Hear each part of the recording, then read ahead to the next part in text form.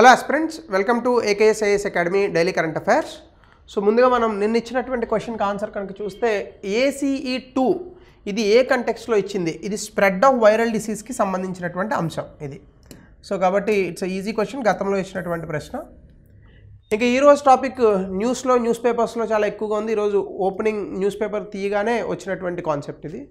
నేపాల్లో 7.1 మ్యాగ్నిట్యూడ్తో చాలా పెద్ద భూకంపం అనేటటువంటిది వచ్చింది. దీని తాలూకా ఇంపాక్ట్ ప్రభావం భారతదేశంలో కనిపించింది. అలాగే చైనా ఆధీనంలో ఉన్నటువంటి టిబెట్లో కూడా ఈ ప్రాంతంలో కనిపించింది. ముఖ్యంగా టిబెట్ అలాగే నేపాల్ బోర్డర్లో ఈ యొక్క ప్రకంపనలు అనేటటువంటివి కనిపించాయి. 2015లో అతిపెద్ద భూకంపం వచ్చి నేపాల్లో ఎన్నో వందల మంది ప్రాణాలు కోల్పోయారు. మళ్ళా అలాంటి భూకంపం స్థాయిలో కాకపోయినా 7.1 మ్యాగ్నిట్యూడ్లో వచ్చి చాలా ఆస్తులు ధ్వంసమయ్యాయి. ఇక్కడ కూడా ప్రజలు మరణించడం జరిగింది. ఇంకా ఫుల్ స్టాటిస్టిక్స్ న్యూస్లో రాలేదు. సో దీనికి సంబంధించి అసలు భూకంపం అంటే ఏంటి, అసలు ఎందుకు భూకంపాలు వస్తాయి, అలాగే భూకంపాల్లో ఎన్ని రకాలు ఉన్నాయి, భారతదేశంలో భూకంపాలు వచ్చేటటువంటి అంశంలో భాగంగా అసలు భారతదేశంలో ఏ జోన్స్లో మనకి భూకంపాలు వస్తాయి, తెలంగాణకి ఆంధ్రప్రదేశ్కి భూకంపాలు వచ్చే అవకాశం ఉందా? సో ఇలాంటి కాన్సెప్ట్స్ని ఒకసారి చూద్దాం. ముందుగా న్యూస్లో చూస్తే కనుక 7.1 మ్యాగ్నిట్యూడ్తో భూకంపం అనేటటువంటిది నియర్ టిబెట్ నేపాల్ బోర్డర్లో వచ్చింది. అలాగే దీని తాలూకా ప్రకంపనలు ఉత్తర భారతదేశంలో కనిపించాయి. ఎందుకంటే టిబెట్ కింద నేపాల్కి చాలా దగ్గరలోనే ఈ బీహార్, ఉత్తరప్రదేశ్ లాంటి రాష్ట్రాలు, ఇటుపక్క ఉత్తరాఖండ్ లాంటి రాష్ట్రాలు ఉంటాయి. కాబట్టి ముఖ్యంగా సిక్కిం ఇలాంటి ప్రాంతాల్లో హిమాలయన్ బెల్ట్ అనేటటువంటిది బేసికల్గా భూకంపాలకు నెలవు. సో హిమాలయన్ బెల్ట్లోనే మనకి జాగ్రఫీలో చదువుకుంటాము, కనీసంలో ఎప్పుడో ఒకసారి మాత్రం చాలా అతిపెద్ద భూకంపం వస్తుంది, ఆల్మోస్ట్ 9 మ్యాగ్నిట్యూడ్ వరకు. సో చాలామంది ప్రాణాలు కోల్పోతారని ఎప్పుడో ఏమో చెప్పారు. ఎందుకంటే మనకి యురేషియన్ ప్లేటు మనకున్నటువంటి ఇండియన్ ప్లేటు గుద్దుకుని ఇది మనకి ఇండియన్ ప్లేటు ఇలాగ కిందకి వెళ్ళడం వల్ల హిమాలయాలు పైకి లేచాయి. సో ఇది ఇంకా మూమెంట్ జరుగుతూనే ఉంది, సో టెక్టానిక్స్లో భాగంగా. సో అలాగే ఎపి సెంటర్ అనేటటువంటిది టిబెట్ నేపాల్ బోర్డర్ కింద ఉంది. అలాగే సిస్మికల్లీ యాక్టివ్ జోన్ ఇది బేసికల్గానే. అలాగే ఈ రీజియన్ బేసికల్గానే హై సిస్మిక్ జోన్, దాంతోపాటుగా భూకంపాల తీవ్రత ఎక్కువగా ఉన్నటువంటి ప్రాంతం. అయితే అసలు భూకంపం అంటే ఏంటి? భూకంపం అంటే సహజ సిద్ధమైనటువంటి న్యాచురల్ ఫోర్సెస్ ద్వారా భూమి కంపిస్తూ ఉంటుంది, కదులుతూ ఉంటుంది. దాన్ని భూకంపం అంటాం. దీనికి అనేక కారణాలు ఉన్నాయి. అయితే ముఖ్యంగా దీనికి ఉన్నటువంటి మేజర్ కారణం ఏంటంటే భూమి లోపల పొరల్లో శక్తి అనేటటువంటిది వెలువడుతుంది. సో దాని కారణంగా కొన్ని వేవ్స్ అనేటటువంటివి స్ప్రెడ్ అవుతాయి. సో ఆ యొక్క వేవ్సే భూమి మీదకి వచ్చి కంపనాలుగా మనకి కనిపిస్తూ ఉంటాయి. అయితే ఇందులో భాగంగా కొన్ని వైబ్రేషన్స్ అనేటటువంటివి ఉంటాయి. మనం ఫర్ ఎగ్జాంపుల్ చూడండి, దుప్పటి ఉందనుకోండి, దుప్పటిని ఇలా అన్నాం అనుకోండి, దాని మీద ఏదన్నా ఉంటే ఎగిరి పడతాయి. అట్లాగే భూమి కూడా లోపల తన పొరలు ఏవైతే ఉన్నాయో వాటిని సర్దుకుంటూ ఉంటుందన్నమాట. సో ఒక రకంగా దానివల్లనే ఈ వైబ్రేషన్స్ వల్ల ఎర్త్క్వేక్స్ అనేటటువంటివి వస్తాయి. ఆ వైబ్రేషన్స్నే మనం సెస్మిక్ వేవ్స్ అంటాము. ఇవి ఎర్త్ గుండా P వేవ్స్, S వేవ్స్ ఇలాంటి రూపంలో మొత్తం భూమి గుండా ప్రయాణిస్తూ ఉంటాయి. ప్రతిరోజు కూడా మనకు తెలియకుండానే చాలా భూకంపాలు వస్తాయి. కాకపోతే అవి 2 మ్యాగ్నిట్యూడ్ 3 మ్యాగ్నిట్యూడ్లో ఉండడం వల్ల మనకు తెలియదు. మీరు ఎప్పుడైనా చూడండి, మీరు ఏదైనా ఒక బ్రిడ్జ్ మీద నుంచి ఉంటే పక్క నుంచి ఒక లారీ వెళ్ళింది అనుకోండి, భూమి కంపిస్తుంది అక్కడ ఉన్నటువంటి బ్రిడ్జ్. అలాగే భూమి లోపల పొరల్లో ఉన్నటువంటి ఈ ఫోర్సెస్, న్యాచురల్ ఫోర్సెస్ రిలీజ్ అవ్వడం వల్ల భూమి కూడా కంపిస్తూ ఉంటుంది. దాన్నే సెస్మిక్ వేవ్స్ అంటాం. ఈ సెస్మిక్ వేవ్స్ వైబ్రేషన్స్ ఏవైతే ఉన్నాయో దీన్ని సిస్మోగ్రాఫ్ అనేటటువంటి ఒక ఇన్స్ట్రుమెంట్ ద్వారా చూస్తూ ఉంటారు, అంటే దాన్ని మెజర్మెంట్ చేస్తూ ఉంటారనమాట. సో ఈ అండర్గ్రౌండ్ పాయింట్ ఎక్కడైతే ఈ యొక్క భూకంపం అనేటటువంటి స్టార్ట్ అయిందో దాన్ని హైపో సెంటర్ అని అంటారు. అలాగే ఈ హైపో సెంటర్ పైన, అంటే ఇప్పుడు ఫర్ ఎగ్జాంపుల్ ఇది భూమి అని అనుకోండి, ఇక్కడ భూకంపం స్టార్ట్ అయింది అనుకోండి, ఈ చుట్టూ ఇలా వేవ్స్ వస్తాయి. ఈ హైపో సెంటర్ పైన ఎక్కడైతే భూమికి దగ్గరగా ఉన్నటువంటి ప్రాంతంలో ఒక పాయింట్ ఉంటుందో దాన్ని ఎపి సెంటర్ అని అంటారు. హైపో సెంటర్కి దగ్గరగా భూమి పైన ఉన్నటువంటి ప్రాంతాన్ని ఎపి సెంటర్ అని అంటారు. సో అలాగే అసలు ఎర్త్క్వేక్స్ ఏ టైప్స్, ముఖ్యంగా ఫాల్ట్ జోన్స్ అని ఉంటాయి. అంటే భూమిలో మనకి బేసికల్గానే కొన్ని భూమిలో ఉన్నటువంటి పొరలు ఏవైతే ఉన్నాయో వాటి మధ్య కొన్ని పగుళ్ళు ఉంటూ ఉంటాయి. అంటే పగుళ్ళు అంటే ఏదో ఒక స్క్వేర్ కిలోమీటర్ కాదు, చాలా పెద్ద భూభాగము, ఇంకొక భూభాగము. ఆ భూభాగము ఇలా గుద్దుకుంటూ ఉంటాయి, లేదా రెండు ఇలా విడిపోతూ ఉంటాయి, లేదా ఇలా ట్రాన్స్ఫర్మేషన్ జోన్స్ అంటారు. అంటే ముఖ్యంగా చూపిస్తాను నేను. ఇదిగోండి ఎక్స్టెన్షన్ జోన్, ఈ నేలేమో ఇటుపోతుంది, ఈ నేలేమో ఇటుపోతుంది. ఇలాంటిది మీకు సాధారణంగా ఎక్కడ కనిపిస్తుంది అంటే నార్త్ అట్లాంటిక్ ఓషన్లో కనిపిస్తుంది, ఉత్తర అట్లాంటిక్ సముద్రంలో. ట్రాన్స్ఫార్మ్ అంటే ఏంటి? ఒక నేల అటు వెళ్తూ ఉంటుంది, ఒక నేల ఇటు వెళ్తూ ఉంటుంది. అలాగే థ్రస్ట్ అంటే ఏంటంటే బేసికల్గా అప్ సైడ్ ఉన్నటువంటి బ్లాక్ ఏమో ఇటు ప్రయాణిస్తుంది, డౌన్ సైడ్ ఉన్న బ్లాక్ ఇటు ప్రయాణిస్తుంది. రివర్స్ బ్లాక్ అంటే రెండు ఇలా వస్తాయి, గుద్దుకొని ఒకటి ఇంకొక దశలో ఒకటి ఇంకో దశలో వెళ్తూ ఉంటాయి. అది కంప్రెషన్, ఇది ట్రాన్స్ఫార్మ్, ఇది ఎక్స్టెన్షన్. ఇలాంటి ఫాల్ట్ జోన్స్ మధ్య వచ్చేటటువంటి రాపిడి కారణంగా భూమిలో ఈ ఫాల్ట్ జోన్ ఎర్త్క్వేక్స్ అనేటటువంటి వస్తాయి. అంటే ఫాల్ట్స్ అంటే పగుళ్ళు.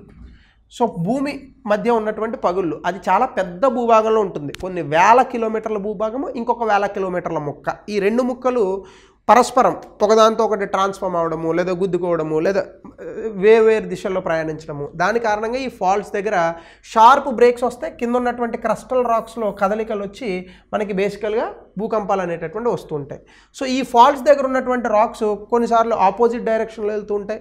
సో ఆ ఫ్రిక్షన్ కారణంగా మనకి ఏమవుతుందంటే ఎప్పుడైతే ఆ ఫ్రిక్షన్ని స్ట్రెస్ ఓవర్కమ్ చేస్తుందో ఒకేసారి ఎనర్జీ రిలీజ్ అవుతుంది. మనకి ఇప్పుడు ఫర్ ఎగ్జాంపుల్ ఇలా ఉంది, ఒక తాడు పెట్టి కరెక్ట్గా లాగుతున్నాం అనుకోండి, ఇటు ఒకే బలం అప్లై చేసాం అనుకోండి, బాగానే ఉంటుంది. ఎప్పుడైతే ఈ బలం అనేటటువంటి దాన్ని స్ట్రెస్ తీసుకుందో తెగిపోతుంది. తెగిపోయిన వెంటనే మీకు ఏమవుతుంది, విపరీతమైన ఎనర్జీ రిలీజ్ అవుతుంది. ఆ ఎనర్జీ రిలీజ్ కారణంగానే మనకి భూకంపాలు అనేటటువంటివి సంభవిస్తూ ఉంటాయి. సడన్ మూమెంట్స్నే భూకంపాలు అంటాం. భూకంపాలను పసిగట్టడం అనేటటువంటిది చాలా కష్టం. టెక్నాలజీ ఎంత పెరుగుతున్నా భూకంపాలను ఇంకా పసిగట్టేటటువంటి ప్రయత్నాలు జరుగుతున్నా కూడా సాధ్యపడట్లేదు. కానీ జంతువులు భూకంపాలను పసిగట్టగలవు. కుక్కలు కానీ ఏవైనా ఇంకా ఇతర జంతువులు కానీ మనిషి కన్నా కూడా చాలా వేగంగా అవి పసిగట్టగలుగుతాయి. సో అలాగే ఈ అబ్రప్ట్ మూమెంట్ రిలీజెస్ అంటే ఈ కారణంగా ఇలాంటి ఒక ఎనర్జీ రిలీజ్ కారణంగా మనకేమవుతుందంటే కొన్ని వేవ్స్ అనేటటువంటివి జనరేట్ అవుతాయి. ఇవి అన్ని దిశల్లోనే ప్రయాణిస్తాయి. అవే భూమిపైన కంపాలుగా మనకి సెస్మిక్ వేవ్స్గా మనకి కనిపిస్తూ ఉంటాయి. అలాగే టెక్టానిక్ ఎర్త్క్వేక్స్ అని అంటారు. టెక్టానిక్ ఎర్త్క్వేక్స్ అంటే బేసికల్గా భూమి ఉంది కదా, ఈ భూమి కింద చాలా పొరలు ఉంటాయి. అందులో ఒక పొర పేరు ఎస్థెనోస్ఫియర్ అని అంటారు. ఇది ఫ్లూయిడ్ రూపంలో ఉంటుంది. అంటే లిక్విడ్ అనుకోండి, లిక్విడ్ కాదు ఫ్లూయిడ్ అంటే కొంచెం గ్రీజ్ లాగా అనుకోండి. దీనిపైనే భూమి కాంటినెంట్స్ అంటే మనకు ఉన్నటువంటి ఈ యొక్క క్రస్ట్ ఏదైతే ఉందో ఈ క్రస్ట్ అంతా కూడా దాని మీద మూమెంట్ అవుతూ ఉంటుంది. అంటే మనకి చాలాసార్లు చెప్తూ ఉంటారు, భూమి మొత్తం ఒకప్పుడు భూమి అంతా ఒక చోట ఉండేది, సముద్రాలన్నీ ఒక చోట ఉండేవి. దాన్ని పాంజియా పంతాలసా అని అంటారు. అయితే ఈ టెక్టానిక్ ప్లేట్స్ మూమెంట్స్ కారణంగానే ఇప్పుడు భూమి పైన ఉన్నటువంటి ఈ అనేక క్రస్ట్ ఏరియాస్ రకరకాల దిశల్లో వెళ్ళి ఖండాలుగా ఫామ్ అయ్యాయి. భారతదేశం కూడా ఒకనొక సందర్భంలో అంటార్కిటికాకి దగ్గరలో ఉండేది. అది అలా ప్రయాణిస్తూ వచ్చి ఇప్పుడు ప్రస్తుతం ఉన్నటువంటి ప్లేస్కి వచ్చింది. ఇలా ఆ టెక్టానిక్ ప్లేట్స్ మూమెంట్ అనేటటువంటిది కొన్ని మిలియన్ ఇయర్స్ అంటే లక్షల సంవత్సరాల్లో కొంచెం కదులుతూ ఉంటుంది. అయితే ఈ టెక్టానిక్ ప్లేట్స్ మూమెంట్ వల్ల కూడా వచ్చేటటువంటి ఈ యొక్క ఎర్త్క్వేక్స్ని టెక్టానిక్ ఎర్త్క్వేక్స్ అంటారు.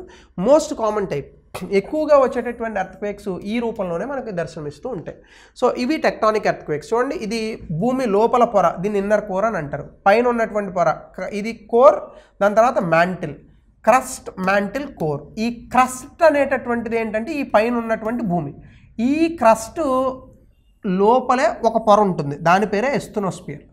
ఈ ఎస్థెనోస్ఫియర్ మీద ఆ పైన ఉన్నటువంటి క్రస్ట్ కదులుతూ ఉంటుంది. ఆ కదలికల వల్ల మనకి ఈ యొక్క ఎర్త్క్వేక్స్ అనేటటువంటివి మనకి వస్తూ ఉంటాయి. సో ఒక్కసారి మనం మ్యాగ్నైజ్ చేద్దాం. రైట్.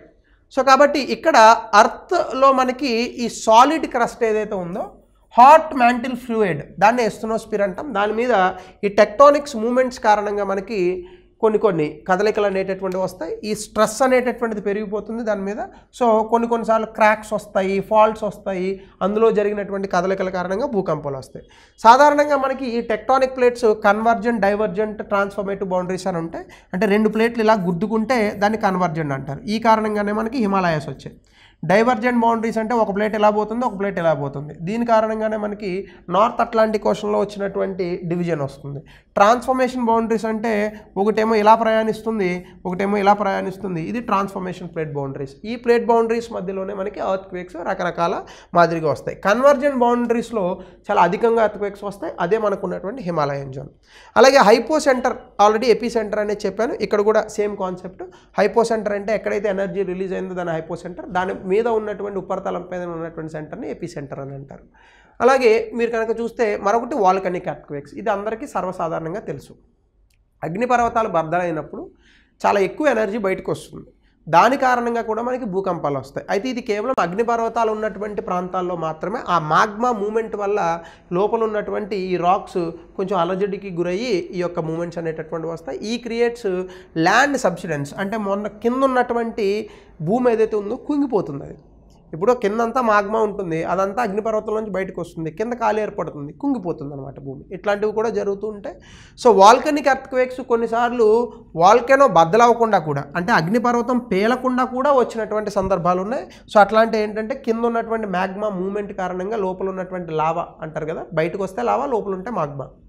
సో ఈ మాగ్మా మూమెంట్ కారణంగా మనకి కొన్ని ఖాళీలు వచ్చి ఈ యొక్క ఎర్త్క్వేక్స్ అనేటటువంటివి మనకి కనిపిస్తూ ఉంటాయి అన్నమాట. సో హ్యూమన్ ఇండ్యూస్డ్ ఎర్త్క్వేక్స్ కూడా ఉన్నాయి. సాధారణంగా మనుషులు కొన్ని మైనింగ్ యాక్టివిటీస్ చేస్తారు. ఫర్ ఎగ్జాంపుల్ బొగ్గు, బంగారము, యురేనియం, ఇంకా ఇతర మెటల్స్ అవన్నీ తవ్వేస్తూ ఉంటారు. అప్పుడు భూమి లోపల ఖాళీ ప్రదేశాలు వస్తాయి, పైన ఉన్నటువంటి భూమి కుంగిపోతుంది. దీని కారణంగా కూడా ఎర్త్క్వేక్స్ అనేటటువంటివి వస్తాయి. కొన్నిసార్లు న్యూక్లియర్ వెపన్స్ని లేదా కెమికల్ వెపన్స్ని మనం పేల్చడం వల్ల కూడా గ్రౌండ్లో ఎక్స్ప్లోజన్స్ జరిగి ఎర్త్క్వేక్స్ వస్తాయి. అలాగే రిజర్వాయర్లు కడుతూ ఉంటారు. ఈ రిజర్వాయర్లో చాలా అధికంగా నీరు నిల్వ ఉంటుంది, ఇది కూడా ఎర్త్క్వేక్స్ కారణం అవుతుంది. అందుకే లార్జ్ రిజర్వాయర్స్ కట్టేటప్పుడు దానివల్ల చాలా ఎర్త్క్వేక్స్ అవి రాకుండా చాలా జాగ్రత్తగా ఉండాలి. ఇప్పుడు పోలవరం లాంటి రిజర్వాయర్స్ అవి కట్టారనుకోండి, ఆ దగ్గర ఉన్నటువంటి ప్రాంతాల్లో సాధారణంగానే భద్రాచలం ఎర్త్క్వేక్ జోన్లో ఉంది, ఇంకా ఎర్త్క్వేక్స్ వచ్చేటటువంటి అవకాశాలు అవి ఉంటాయి అన్నమాట. సో ఆ రకంగా మనం హ్యూమన్ ఇండ్యూస్డ్ ఎర్త్క్వేక్స్ని చూడొచ్చు. అయితే earthquake depth of the focus, అంటే ఎంత లోతులో వచ్చింది అన్న దాన్ని బట్టి భూకంపాలను వర్గీకరిస్తారు. సో తక్కువ లోతులో వస్తే షాలో, మధ్యస్థంగా వస్తే ఇంటర్మీడియట్, బాగా డీప్గా వస్తే డీప్ బేస్డ్ ఎర్త్క్వేక్స్ అని అంటారు. ఇప్పుడు షాలో ఎర్త్క్వేక్స్ అంటే 70 కిలోమీటర్లు 0, అంటే ఉపరితలం పై నుంచి 70 కిలోమీటర్ల లోతులో కనుక వస్తే దాన్ని షాలో ఎర్త్క్వేక్ అంటారు. 70 నుంచి 300 కిలోమీటర్ల లోతులో వస్తే దాన్ని ఇంటర్మీడియట్ అంటారు. 300 నుంచి 700 కిలోమీటర్లు వస్తే బాగా డీప్ ఎర్త్క్వేక్స్ అని అంటారు. సో దేని తాలూకా ప్రభావాలు దానికి ఉంటూ ఉంటాయి. అలాగే ఎర్త్క్వేక్స్ని ఎలా కొలుస్తారు? ఇది కొలవడానికి మనకి 2 స్కేళ్ళు ఉంటాయి. ఎర్త్క్వేక్ ఎంత మోతాదులో వచ్చింది అనడానికి మ్యాగ్నిట్యూడ్ స్కేలు, అది ఎంత నష్టాన్ని తీసుకొచ్చిందని అనడానికి ఇంటెన్సిటీ స్కేలు. సో దీన్ని రెక్టర్ స్కేల్ అని అంటారు, దీన్ని మెర్కాలీ స్కేల్ అని అంటారు. సో ఇది ఎలా కొలుస్తారు అంటే ఎర్త్క్వేక్ వల్ల వచ్చినటువంటి ఆ శక్తి అన్ని ప్రాంతాలకి, అంటే ఆ భూమి ఎక్కడైతే ఎర్త్క్వేక్ వస్తుందో ఆ చుట్టూ ఉన్నటువంటి ప్రాంతాలకి అన్ని దిశల్లోని ట్రావెల్ అవుతుంది. సెస్మిక్ వేవ్స్, ఈ సెస్మిక్ వేవ్స్ని సెస్మోమీటర్స్ అనేటటువంటి ఒక ఇన్స్ట్రుమెంట్స్తో చేస్తారు. అంటే ఇప్పుడు ఇలా ఇలా ఇలా ఉంటుందన్నమాట. ఆ సెస్మోమీటర్స్ బాగా పెద్ద ఎర్త్క్వేక్ వస్తే పెద్ద గీత వస్తుంది. సో ఈ సెస్మోమీటర్స్ జిగ్జాగ్ ప్యాటర్న్స్లో మనకి ఎన్ని సెస్మిక్ వేవ్స్ రికార్డ్ అవుతున్నాయి అనేటటువంటి దాన్ని సెలెక్ట్ చేస్తుంది, అంటే రాస్తుంది. దాన్ని సైంటిస్టులు అనలైజ్ చేస్తారనమాట. ఈ డేటా ద్వారా మనకి ఏ టైంలో ఏ లొకేషన్లో ఎంత ఇంటెన్సిటీతో, అంటే ఏ ప్రాంతంలో ఏ సమయానికి ఎంత దారుణంగా భూకంపం వచ్చింది అనేటటువంటి తెలుస్తుంది. అలాగే ఎంత సమయం పాటు ఈ యొక్క సెస్మిక్ వేవ్స్ ట్రావెల్ అయ్యాయి అనేటటువంటి సమాచారం కూడా ఉంటుంది. ఇందులోనే మనకు 2 స్కేల్స్ ఉంటాయి. మ్యాగ్నిట్యూడ్ స్కేల్నేమో రెక్టర్ స్కేల్ అని అంటారు. అంటే ఏంటంటే ఎంత శక్తి విడుదలైంది, ఇది 0 నుంచి 10 వరకు ఉంటుంది. 6 పైన కనుక వస్తే అది చాలా బలమైనటువంటి ఎర్త్క్వేక్గా పరిగణిస్తారు. 7, 8 వస్తే ఇంక సర్దుకోవచ్చు దుకాణం. సో ఇది రెక్టర్ స్కేల్. అలాగే మెర్కాలీ స్కేల్ అంటే ఏంటంటే ఈ యొక్క భూకంపం కారణంగా ఎంత ఆస్తులు లేదా జీవాలు ధ్వంసమయ్యాయి అనేటటువంటి చూస్తారు. అది కూడా 1 to 12లో చూస్తారు. 6, 7 పైన వస్తే చాలా ఎక్కువ ధ్వంసం జరిగినట్టుగా గుర్తుపెట్టుకోవాలి. సో ఆ రకంగా రెక్టర్ స్కేల్, మెర్కాలీ స్కేల్ అనేటటువంటివి 2 ఉంటాయి. ఇది అడుగుతాడు ఎగ్జామ్లో. ఒకటి మ్యాగ్నిట్యూడ్ని కొలిస్తే, రెండోది ఇంటెన్సిటీని కొలుస్తుంది. సో భారతదేశంలో ఎర్త్క్వేక్స్ వచ్చే ముందు అసలు ప్రపంచవ్యాప్తంగా ఎర్త్క్వేక్స్ ఎక్కడ వస్తాయంటే మనకు ఒక ప్రాంతం ఉంది, దాన్ని రింగ్ ఆఫ్ ఫైర్ అని అంటారు. ఉత్తర అమెరికా ఉన్నటువంటి పశ్చిమ భూభాగము, జపాన్ ఈ ప్రాంతంలో ఉన్నటువంటి భూభాగము, ఆస్ట్రేలియా పక్కన ఉన్నటువంటి న్యూజిలాండ్ భూభాగము, కింద ఉన్నటువంటి పసిఫిక్ ఓషన్ భూభాగము, ఇక్కడ చాలా అత్యధికంగా ఎర్త్క్వేక్స్ వస్తాయి. ఈ కారణంగానే ఈ ప్రాంతంలో ఉన్నటువంటి జపాన్ ఇలాంటి దేశాల్లో చాలా సునామీలు కూడా వస్తాయి. అంటే ఎర్త్క్వేక్, భూమి కంపించడం అనేటటువంటిది, భూకంపం సముద్రంలో వస్తే అది సునామీకి దారితీస్తుంది. అయితే ఇలాంటి ఎర్త్క్వేక్స్ భారతదేశంలో ఏ ప్రాంతంలో వస్తాయి అంటే బేసికల్గా ఎక్కడైతే టెక్టానిక్ ప్లేట్స్ యాక్టివ్గా ఉన్నాయో ఈ ప్రాంతాల్లో వస్తాయి. అంటే హిమాలయాన్ ప్రాంతాలు ఎక్కువగా, ఎందుకంటే folded mountains, Eurasian plate, Indian plate ఇలా గుద్దుకోవడం వల్ల ఇలా మౌంటైన్స్ లేచాయి. సో అది ఇంకా ఇప్పటికీ పెద్దవి అవుతూనే ఉన్నాయి హిమాలయాస్. కాబట్టి మీరు కనుక చూస్తే మన దేశాన్ని మొత్తం 2, 3, 4, 5 4 జోన్లుగా విభజించారు. ఒకటి ఎందుకు వేయలేదంటే ఇంటెన్సిటీ చాలా తక్కువ ఉంటుంది కాబట్టి 2 to 5 వేశారు. అంటే 4 జోన్లుగా విభజించారు. ఇక్కడ మనకున్నటువంటి చారిత్రాత్మక సమాచారాన్ని బట్టి ఈ టెక్టానిక్ ఇన్ఫర్మేషన్ని తీసి జోన్ 5 అంటే చాలా దారుణంగా వచ్చేస్తాయి అన్నమాట ఇంకా ఎర్త్క్వేక్స్. జోన్ 2 అంటే చాలా తక్కువగా ఎర్త్క్వేక్స్ వస్తాయి. సో దీనికి మనకి ఒక డయాగ్రామ్ కూడా ఉంటుంది యాక్చువల్గా, అదొకసారి మీరు చూడండి. సో అది మనం చెప్పచ్చు. ఇండియాలో బేసికల్గా హైలీ జోన్ 5 అంటే హిమాలయన్ బెల్ట్లో వస్తాయి. జోన్ 2 అంటే మన తెలంగాణ హైదరాబాద్ ప్రాంతం జోన్ 2, 3 ఈ ప్రాంతాల్లో ఉంటుంది. అలాగే భద్రాచలం ఈ ప్రాంతం 3, 4 జోన్స్లో ఉంటుందన్నమాట. సో ఆ రకంగా మనం ఎర్త్క్వేక్స్ గురించి ఇండియాలో మనం చెప్పచ్చు. సో దీనికి సంబంధించి గతంలో వచ్చినటువంటి ప్రశ్న కాదు ఇది, నేను ఇచ్చాను. సో ఈ ప్రశ్నని ఆన్సర్ పెట్టండి. అలాగే భూకంపం సంబంధిత ప్రమాదాలకు భారతదేశ దుర్బలత్వం గురించి చర్చించండి. గత 3 దశాబ్దాల కాలంలో దేశంలో వివిధ ప్రాంతాల్లో సంబంధించిన భూకంపాల యొక్క ముఖ్య లక్షణాలతో సహా ఉదాహరణలు ఇవ్వండి. 200 పదాల్లో. ఇది గతంలో యూపీఎస్సీలో ఇచ్చినటువంటి ప్రశ్న, మళ్ళీ ఇవ్వడానికి అవకాశం ఉంది కాబట్టి దీన్ని బాగా రాయండి. Again that will help in your mains preparation. So ఇది నేపాల్లో వచ్చినటువంటి ఎర్త్క్వేక్ సంబంధించి, అలాగే జాగ్రఫికల్లో ఉన్న ఎర్త్క్వేక్ సంబంధించినటువంటి అంశం. మరి కొత్త టాపిక్తో again will meet in the next session.